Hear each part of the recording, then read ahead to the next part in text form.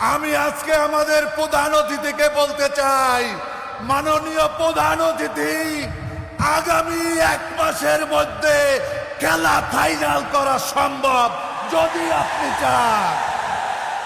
আমরা চাই হয় সরকার গণভোটের রায় মেনে নেবে, তা না হলে সরকারকে হাসিনার মতো বিদায় করব ইনশাআল্লাহ। আল্লামা দেলোয়ার হোসেন সাঈদী তিনি বলেছিলেন, জালেমরা ক্ষমতা পেলে 4টি কাজ করে। প্রথমত দলীয়করণ করে, দ্বিতীয়ত আত্মীয়করণ করে, তৃতীয়ত বংশীয়করণ করে, চতুর্থত ভারতীয়করণ করে।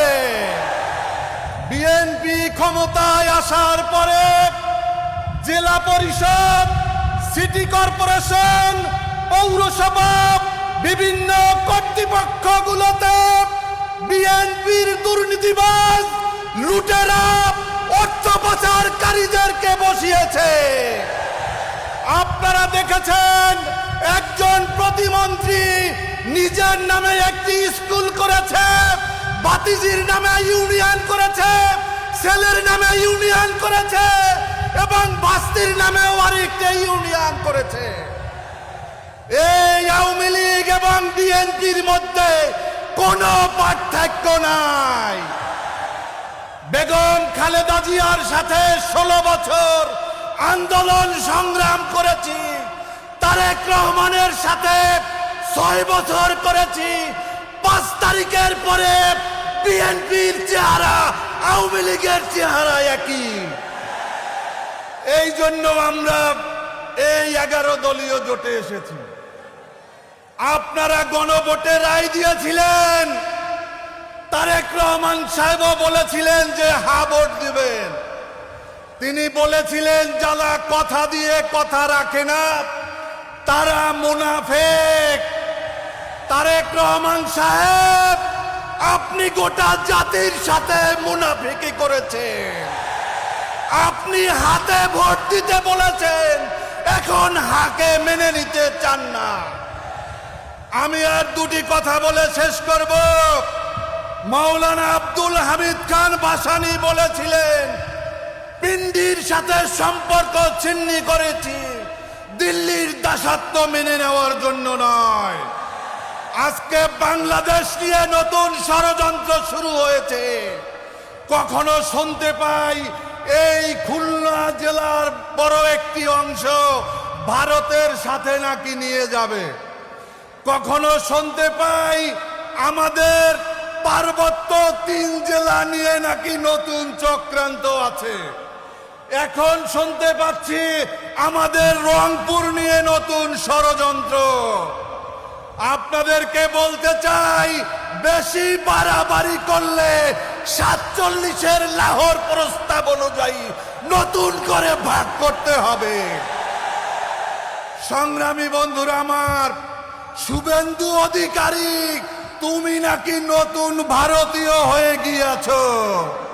আরে তোমার জন্মই তো হয়েছে বরিশালে, তুমি কবে ভারতীয় হয়ে গিয়েছো? এই পশ্চিমবঙ্গে মুসলমানদের বাড়ি ঘরে বুলডোজার দিয়ে ভাঙা হচ্ছে, মাদ্রাসা মসজিদ বুলডোজার দিয়ে ভাঙা হচ্ছে, আর বাংলাদেশে 82 ফুটের মূর্তি বানাবা, এই দিবা স্বপ্ন পূরণ হবে না। আমরা মুসলমানদের রক্ত, এটা শুধুমাত্র কুকুর বিড়ালের রক্ত নয়। ওই পশ্চিমবঙ্গ শেরে বাংলা একে ফজলুল হক চালিয়েছিল, হোসেন শহীদ সরওয়ার্দী চালিয়েছে। আমরা তাদের উত্তরসূরি। আমরা হযরত সেই শাহজালালের উত্তরসূরি। গৌর গোবিন্দ পালিয়ে গিয়েছিল, তোমাদের কোনো অস্তিত্ব থাকবে না। আমি আজকে আমাদের প্রধান অতিথিকে বলতে চাই, মাননীয় প্রধান অতিথি, আগামী 1 মাসের মধ্যে খেলা ফাইনাল করা সম্ভব যদি আপনি চান। আমরা চাই হয় সরকার গণভোটের রায় মেনে নেবে, তা না হলে সরকারকে হাসিনার মতো বিদায় করব ইনশাআল্লাহ। আল্লাহ হাফেজ। বাংলাদেশ জিন্দাবাদ, লেবার পার্টি জিন্দাবাদ, ডাক্তার শফিকুর রহমান জিন্দাবাদ জিন্দাবাদ। সংগ্রামী খুলনাবাসী, 11 দলীয় ঐক্যের আজকের এই বিশাল সমাবেশে এখন আপনাদের সামনে বক্তব্য পেশ করবেন বাংলাদেশ নেজামে ইসলাম পার্টির ভারপ্রাপ্ত সভাপতি জনাব মাওলানা আব্দুল কাইয়ুম সুবহানী। জনাব মাওলানা আব্দুল কাইয়ুম